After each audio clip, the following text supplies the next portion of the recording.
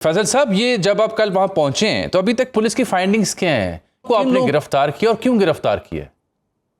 Sir thank you very much. ये क्यों का मैंने जान के, ये क्यों का लफ्ज मैंने जान के इसलिए इस्तेमाल किया है कि apart from those are responsible, बाकी लंबी चौड़ी जो फहरिस्त आ रही है उनको क्यों गिरफ्तार किया गया? Over to you sir. इससे पहले जो भट्टी साहब ने जितनी गुफ्तगू की और जिस तरह जो नसरुल्लाह मलिक साहब ने चीजें की, वो सारी आपके सामने आ चुकी। वो जगह अगर कोई बंदा वहां पे जाके जो देख सकता है, जिसने वो जगह खुद देखी है, जैसे भट्टी साहब ने आइडेंटिफाई कर दिया कि एक कनाल के अंदर वो एक मरले के भी वो जगह नहीं थी जिसके अंदर मकान बने हुए हैं, और वो जो काट काट के पीसेस, छोटे छोटे रास्ते, किसी ने अपनी दीवार खड़ी कर ली, दूसरी तरफ दीवार है, ऊपर एक तैयार छत डाल दी और वो एक घर बन गया किसी का। वो इस तरह की जगह है, क्योंकि हम वहां पे खुद थे और भट्टी साहब ने भी प्रॉब्लली उसको खुद विजिट किया है, तो इसलिए वो बेहतर उसकी मंजरकशी कर रहे हैं।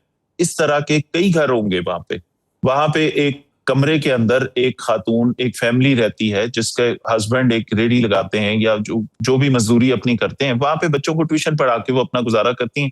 अब वो जो टीआर की छत है उस पे भी आपने बता दिया कि ये सारी चीजें, इसके ऊपर तो एक बंदा भी एहतियात से खड़ा होना चाहिए, लेकिन उन्होंने अपकमिंग जो बरसात है उसके हवाले से तैयारी करते हुए उसके, क्योंकि वो पिछली 2 बारिशों में उसमें लीकेज हो रही थी, वो मिट्टी वहां से कम हो रही थी और छत टपक रही थी प्रॉब्लली, उसको उन्होंने मुरम्मत के लिए वो 3-4 घर के ही बंदे, वही ऊपर एक मिस्त्री और 3-4 बंदे खुद मिलके उसके ऊपर वो मिट्टी की वो जो लेप है वो कर रहे थे। तो उस पे वेट ज्यादा हो गया और तमाम गुफ्तगू मेरी बहुत ज्यादा बात करने से पहले भट्टी साहब ने भी और मलिक साहब ने भी जो गुफ्तगू कर दी वो कंप्लीट करती है सारी चीज को।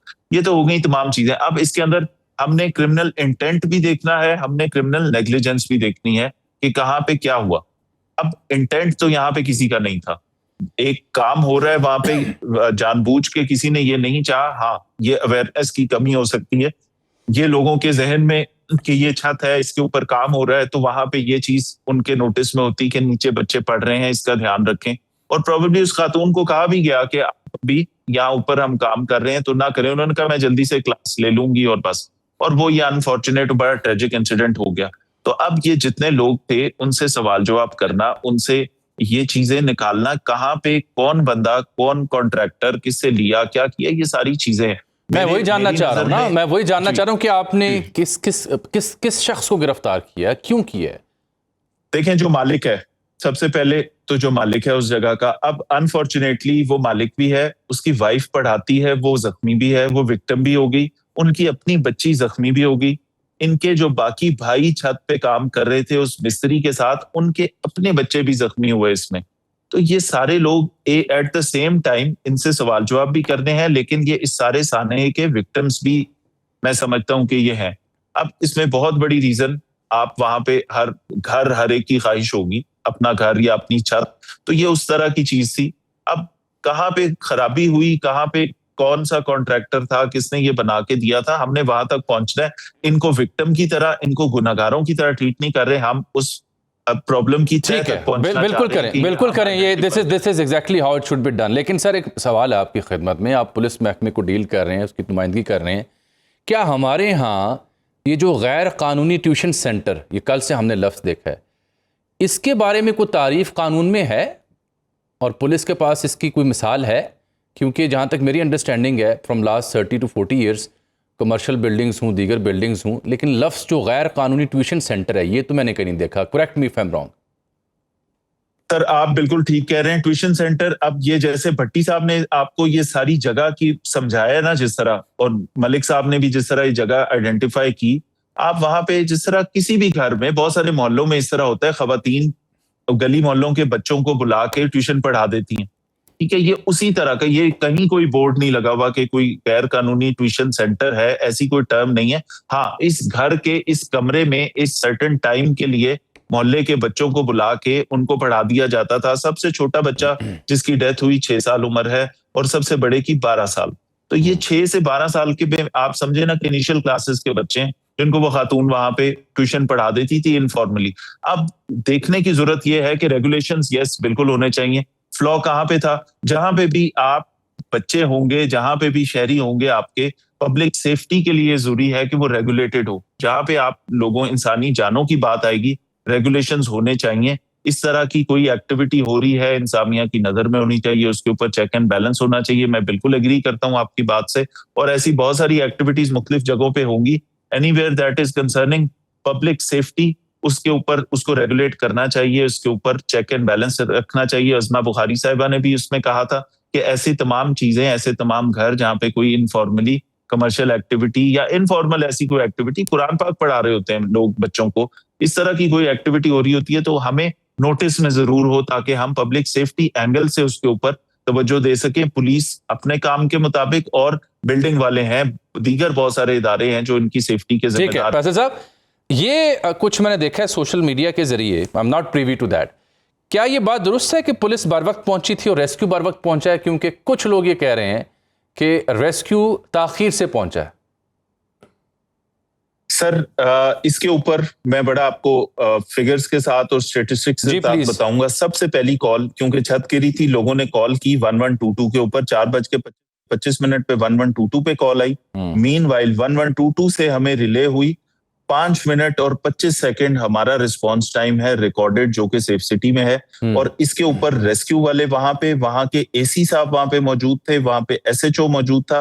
क्योंकि इस तरह की इंफॉर्मेशन आमतौर पे जैसे ही कोई ऐसा इंसिडेंट होता है तो 15 के अलावा, 1122 के अलावा लोग पर्सनल लेवल पे, कोई किसी एसएचओ को जानता है, किसी थानेदार को जानता है, डीएसपी को जानता है, लोग इनफॉर्मली भी फोन कर देते हैं। पुलिस और रेस्क्यू फौरी तौर पे वहां पहुंची, वहां का एसएचओ, एसडीपीओ, एसी वहां पे मौके पे था। ये सब लोगों ने वहां पे फौरी तौर पे, पुलिस ने भी शाना बशाना रेस्क्यू के, और ये लोगों ने मुझे बताया और उन्होंने अप्रिशिएट किया जब मैं गया हूं कि आपके पुलिस वालों ने रेस्क्यू वालों के साथ मिलके इवैक्यूएशन ऐसे की है जैसे ये भी रेस्क्यू वाले हैं। तो ये होल ऑफ गवर्नमेंट की तरह यहाँ पे इस सानहा बड़ा ट्रेजिक है, हम सबको अफसोस है, हम पेरेंट्स हैं और दिल दुखी होता है इस तरह की चीज सुन के। लेकिन यहाँ पे ये चीज जरूर अप्रिशिएट करनी चाहिए कि 1122 की तरफ से और रिस्पॉन्स में यहाँ पे ताखीर नहीं थी।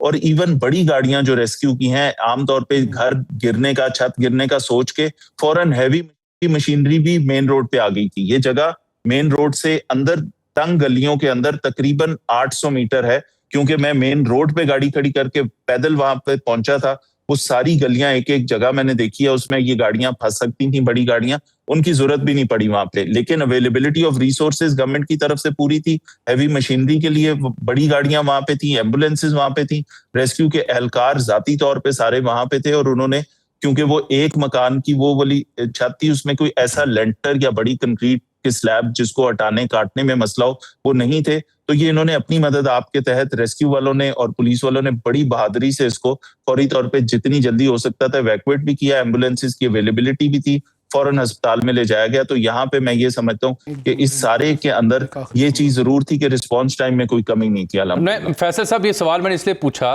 कि एतराज ये किया जा रहा है कि अगर बर वक्त लोग पहुंच जाते तो मलबे तले से शायद कुछ मजीद जिंदा बच्चे भी निकल आते।